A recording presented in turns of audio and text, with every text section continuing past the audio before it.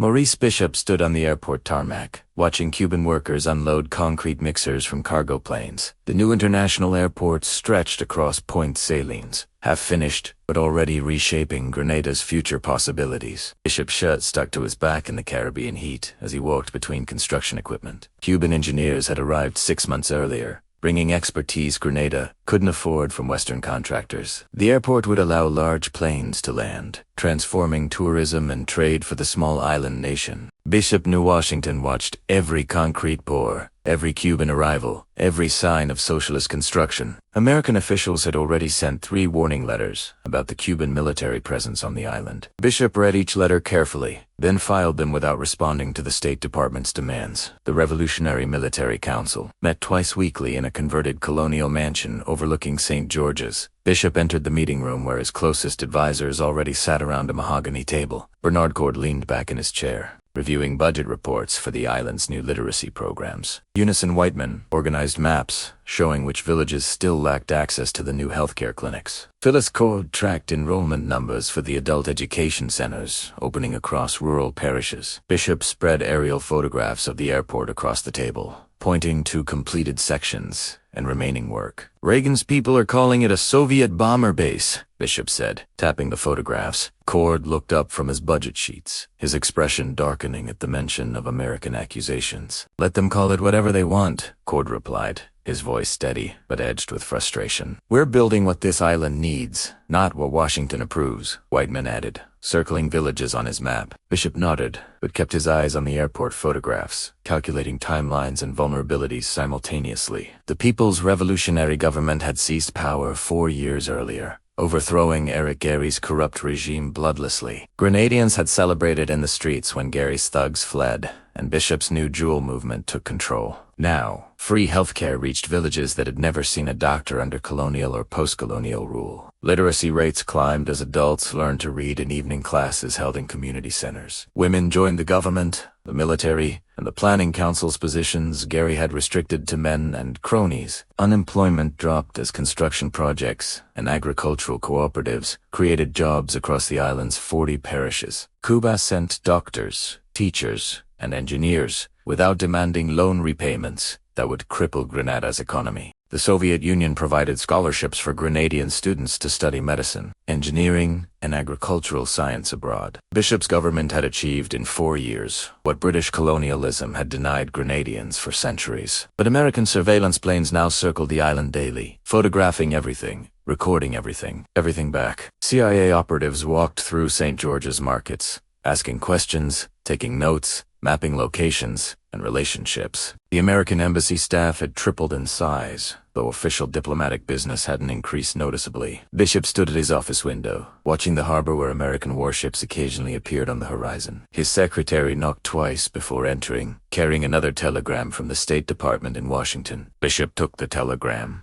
read it once, then placed it with the others in his desk drawer. The telegram warned that the Cuban military presence threatened regional stability and violated the Monroe Doctrine principles. Bishop had studied American history at a university in London, understanding exactly what the Monroe Doctrine actually meant. It meant Washington claimed the entire Western Hemisphere as its sphere of influence and control. It meant any government in the Americas that defied American interests faced intervention, sanctions, or removal. Bishop's phone rang, and he answered to hear Fidel Castro's voice through static and distance. Castro asked about the airport construction timeline and whether Grenada needed additional Cuban engineering support. Bishop thanked Castro but expressed concern about giving Washington more ammunition for intervention accusations and threats. They will find reasons regardless, Castro replied, his voice firm despite the crackling phone connection. Build what your people need, Maurice. That's what revolution means in practice, not theory. Bishop hung up and returned to the window, watching fishing boats return to harbor as evening approached. The Revolutionary Military Council meeting resumed that evening, with new intelligence reports from sympathetic contacts abroad. A Jamaican diplomat had overheard American officials discussing regional stability operations at a Caribbean conference. A Trinidadian journalist had photographed CIA operatives meeting with Grenadian opposition figures in Barbados hotels. A sympathetic American professor had forwarded copies of State Department memos discussing regime change options. Cord spread these documents across the table, his finger tracing patterns of surveillance and infiltration attempts. They're building a case, Cord said, organizing the documents by date and source systematically. They've done this before in Guatemala, in Chile, in every country that threatens their control. Bishop studied the documents, but said nothing, his mind calculating probabilities and preparing contingency responses. Whiteman stood and walked to a wall map of the Caribbean, marking American military bases circling Grenada. Puerto Rico held massive naval and air force installations just 700 miles to the north. The Panama Canal Zone contained American troops and surveillance equipment monitoring all regional ship and air traffic. Guantanamo Bay in Cuba served as a permanent American military outpost, despite Cuban government objections. American forces surrounded Grenada completely, capable of reaching the island within hours if orders were issued. "We need to accelerate the militia training," Phyllis Court said, reviewing recruitment numbers from recent weeks. The People's Revolutionary Army had grown from 200 members to nearly 2,000 in 4 years. But 2,000 soldiers with limited weapons couldn't stop an American invasion if Washington decided to act. Bishop knew this reality, accepted it, but refused to surrender Grenada's sovereignty because of the military imbalance. The next morning, Bishop addressed a crowd of 3,000 Grenadians gathered in Market Square. Workers, farmers, teachers, nurses, and students filled the square, listening as Bishop explained the external threats. "No one will take away your health care," Bishop said, his voice carrying across the silent crowd. "No one will close your schools or steal your land or restore the old corruption." The crowd erupted in cheers, people raising fists and shouting support the revolution's continuation. But Bishop saw American embassy staff standing at the square's edge, photographing everything, recording everything. That afternoon, opposition figures held their own gathering at a hotel conference room near the airport. 50 Grenadians attended, mostly former Gary supporters and business owners angry about nationalized properties and industries. American embassy officials sat in the back row, taking notes but not participating in the speeches. One speaker demanded Bishop's immediate removal and restoration of democratic elections under international supervision and monitoring. Another speaker claimed Cuban troops were secretly building weapons facilities hidden in the northern mountains. A third speaker accused Bishop of plotting to eliminate all political opposition through arrests and intimidation. These claims spread through whisper networks, repeated in rum shops and churches, amplified by opposition newsletters. Bishop's intelligence officers reported the meeting's details within hours, including American embassy attendance and involvement. The Revolutionary Military Council debated whether to arrest the opposition speakers for spreading misinformation. Court argued that arrests would prove necessary to prevent American intelligence from weaponizing local opposition groups. Whiteman countered that arrests would give Washington the dictatorship narrative it needed to justify intervention. Bishop listened to both arguments, but made no immediate decision, weighing risks against larger consequences. The American embassy requested a meeting with Bishop to discuss concerns about democratic processes and freedoms. Bishop agreed and met the American ambassador in his office, with Cord and Whiteman present as witnesses. The ambassador, a Korea diplomat named Milan Bish, spoke in measured diplomatic language about regional concerns. Washington worries about Cuban military presence and Soviet influence in such a strategic Caribbean location, Bish said. Bishop replied that Grenada maintained relationships with many nations, including Cuba, and sovereignty meant choosing allies. "We're not a threat to anyone," Bishop continued, keeping his voice calm despite rising tension. "We're building schools and hospitals, not military bases or weapons facilities as your intelligence claims." Bish smiled politely, but offered no reassurance about American intentions or future actions in the region. The meeting ended with diplomatic pleasantries that meant nothing, changed nothing, and resolved nothing substantive or real. Bishop walked the ambassador to the door, shook his hand, then watched the embassy car disappear. "They're preparing justifications," Cord said after the ambassador left, his voice quiet but certain. "Every meeting, every telegram, every surveillance, like they're building their narrative for what comes next." Bishop returned to his desk, but didn't sit, standing instead at the window overlooking the harbor. 2 weeks later, Caribbean News reported unusual American military exercises in Puerto Rico involving an invasion scenario training. The exercises practiced amphibious landings, urban combat, and hostage rescue operations in scenarios matching Grenada's geography. Bishop's intelligence officers obtained photographs from sympathetic journalists showing troops practicing beach assault tactics and strategies. The photos showed mock-up of buildings resembling St. George's architecture and layout for urban combat preparation. Bishop called an emergency session of the Revolutionary Military Council, spreading the photographs across the table. They're rehearsing. Cite simply, letting the evidence speak without additional commentary or speculation. The room fell silent as council members studied the photographs, understanding implications without requiring further explanation. Phyllis Cord broke the silence first, asking what options remained for preventing American military intervention. We could expel Cuban advisors, Whiteman suggested, though his tone showed he didn't believe this would work. We could invite Organization of American States Observers, another council member proposed without much conviction.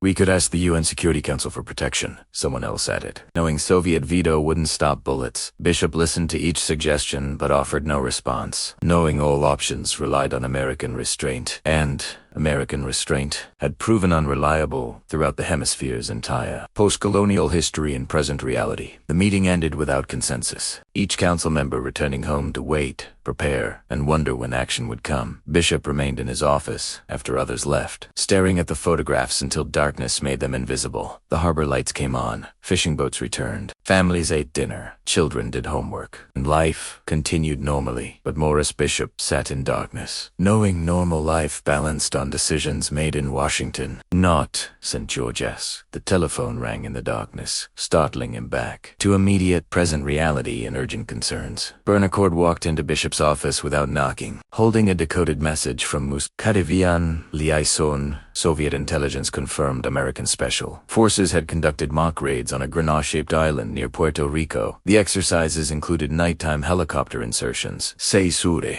of government buildings, and extraction of American citizens under fire. Bishop read the message twice, then set it down on his desk next to the invasion photographs. They're not hiding it anymore, Cord said, sitting across from Bishopine. The dim office. Reagan wants the world to see American power, to send a message to every leftist government. Bishop rubbed his eyes, exhausted from weeks of emergency meetings and contingency planning that solved nothing. The People's Revolutionary Army had distributed weapons to militia units across the islands, parishes, and villages, but AK-47s and determination couldn't stop aircraft carriers, helicopter gunships, or thousands of trained American Marines. Cord leaned forward, his voice dropping to barely above a whisper, despite the empty room's privacy. We need to show strength, Maurice. The people need to see us prepared, not waiting passively. Bishop looked up, reading something in Cord's expression that hadn't been there during previous strategy sessions. What are you suggesting? Bishop asked it. There's something in his gut already sensed the direction forming. Cord stood and walked to the window, looking out at the darkened harbor and city below. A demonstration. Full military mobilization. Show Washington that invasion will cost them blood, not just money. Bishop considered this, weighing propaganda value against the risk of provoking exactly what they feared most. Or it gives them the militarization narrative they need to justify what they've already decided. Bishop replied. Cord turned from the window, frustration visible in his clenched jaw and rigid shoulders clearly outlined. Then what do we do? Wait for Marines to land and hope international condemnation stops them. The question hung between them, unanswered because no good answer existed in their current strategic position. Bishop's phone rang, breaking the tension with its shrill insistence, cutting through the office's heavy silence. The caller identified himself as a BBC journalist requesting comment on American invasion rumors circulating internationally. Bishop declined comment. Hung up. Then immediately received another call from a Jamaican newspaper asking identical questions. The media had the story now, amplifying invasion speculation. Whether Grenada confirmed or denied anything publicly, Bishop left his office and drove through St. George's streets, watching normal evening life continuing unaware. Teenagers played football in a schoolyard, under flickering lights that the revolution had finally brought consistently. Woman swept her front porch, while her children studied at a table visible. Through the open door, old men played dominoes at a rum shop, their laughter carrying across the street into the humid night. These people trusted Bishop's government to protect the gains they'd made, the dignity they'd finally achieved. Bishop parked near the waterfront and walked along the seawall, listening to waves crash against stone. Two fishermen mended nets nearby, glancing at Bishop but continuing their work without interrupting his obvious solitude. He thought about the children now attending school, who would have worked fields under the old system. He thought about the women serving in government, who would have remained invisible under colonial-minded leadership. He thought about the sick receiving treatment, who would have died without the Cuban doctors and medicines. Everything they'd built in for years could disappear in 4 hours if American. Helicopters filled the sky. Bishop returned to find Cord waiting outside his house, accompanied by 3 other Revolutionary Military Council members. They entered Bishop's home and sat in his small living room, their faces showing strain and sleeplessness. "The Americans are interviewing medical students," Phyllis Cord reported, consulting notes from intelligence officer reports received. American embassy staff had visited the St. George's University medical campus, speaking privately with American students studying there. The students were asked about safety concerns, evacuation preferences, and whether they felt threatened by the government. "They're manufacturing a hostage crisis," Whiteman sighed anger, making his voice sharp and cutting through tension, creating the excuse they need, rescuing endangered American citizens from a dangerous radical government threatening them. Bishop sat heavily in his chair, recognizing the pattern from Chile, from Guatemala, from every intervention precedent. First came the narrative: Americans in danger, chaos threatening stability, Marxist government losing control of the situation. Then came the military action, swift, overwhelming, presented as rescue rather than invasion or regime change. Finally came the occupation, temporary at first, then extended, then permanent, under a compliant replacement government. "We should address the students directly," Bishop suggested, though he knew American intelligence would spin anything he said. "Tell them publicly they're safe, that we guarantee their security and continued education without any interference." Council members exchanged glances, some nodding agreement, while others showed skepticism about the effectiveness of words. The next morning, Bishop visited St. George's University and spoke to assembled American students in the campus auditorium. 70 students filled the front rows, some looking nervous, others curious, many simply confused about the attention. "You are welcome here," Bishop said, standing without a podium, speaking directly and personally to the students. "Your education continues as normal. You face no danger from our government or our people anywhere here." Some students nodded, others remained expressionless, and a few whispered to neighbors about what to believe or trust. Bishop answered questions for 30 minutes, addressing concerns about political stability, safety measures, and future educational continuity. The American embassy officials stood at the auditorium's rear, recording everything, their presence chilling the students' candid responses. After the meeting, Bishop returned to his office to find Cord already there, pacing like a caged animal. "The council voted,"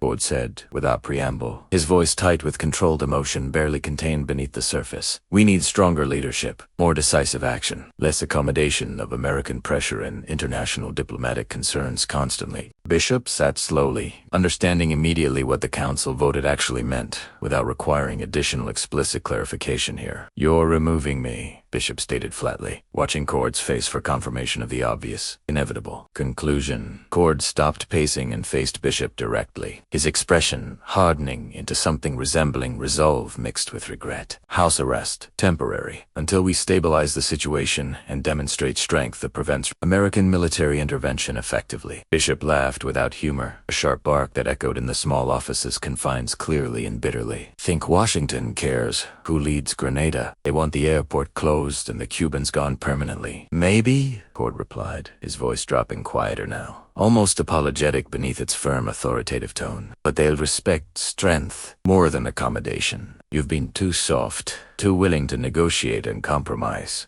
Armed Revolutionary Military Council members entered the office, their rifles held casually, but their presence made intentions clear. Bishop stood and walked to the window one final time, looking at the city he'd helped transform. "This is a mistake, Bernard. Division now gives them exactly what they need to justify their invasion plans." Cord said nothing, gesturing for the guards to escort Bishop from the government building to house arrest. Bishop walked between the guards through hallways where staff members watched in shocked silence, and visible confusion spread. Word spread through St. George's within hours. Bishop arrested, Cord in control. Revolutionary Military Council split and divided. Supporters gathered outside Bishop's house, where guards prevented entry, their numbers growing as news traveled through networks. By evening, 2,000 people surrounded the house, chanting the bishop's name, demanding his immediate release from arrest. The guards radioed for instructions while the crowd pressed closer, their anger rising as darkness fell completely. Inside, Bishop heard the chanting, felt the loyalty, but couldn't reach his his supporters trapped behind guards and walls. Cord addressed the Revolutionary Military Council that night, explaining that discipline now ensured survival against American aggression coming. Some council members nodded in agreement, believing strong centralized control would deter invasion through demonstrated resolve and unity. Others sat silently, doubting the strategy but unwilling to challenge Cord's faction holding power and weapons currently. The American embassy reported Bishop's arrest to Washington within 30 minutes of confirmation from multiple independent intelligence sources. CIA analysts updated their invasion feasibility assessments, noting that the internal division weakened Grenada's ability to mount coordinated resistance. Pentagon planners accelerated timeline preparations, moving equipment and troops closer to potential deployment positions in the region strategically. The aircraft carrier Independence diverted from scheduled exercises, positioning itself 600 miles north of Grenada's coastline. Ranger battalions at Fort Stewart received alert orders, beginning equipment checks and mission briefings for potential Caribbean operations. Navy SEALs reviewed island maps, identifying landing zones, government buildings, potential resistance points, and evacuation routes comprehensively. In Grenada, Bishop supporters organized a march to demand his release, planning their route through St. George's streets. 3,000 people gathered at Market Square on October 19th, carrying banners and chanting freedom slogans loudly. They marched toward Bishop's house, overwhelming the small guard force, attempting to maintain the cordon around him. The guards retreated as the crowd surged forward, breaking through doors and finding Bishop inside, still under arrest. Bishop emerged to massive cheers, people reaching to touch him, crying, celebrating his freedom from Cord's control. He stood on the house's front steps, raising his hands for silence as the crowd gradually quieted. "We must stay united," Bishop shouted over the remaining noise, his voice carrying across the packed street before him. "Division serves only those who want to destroy what we've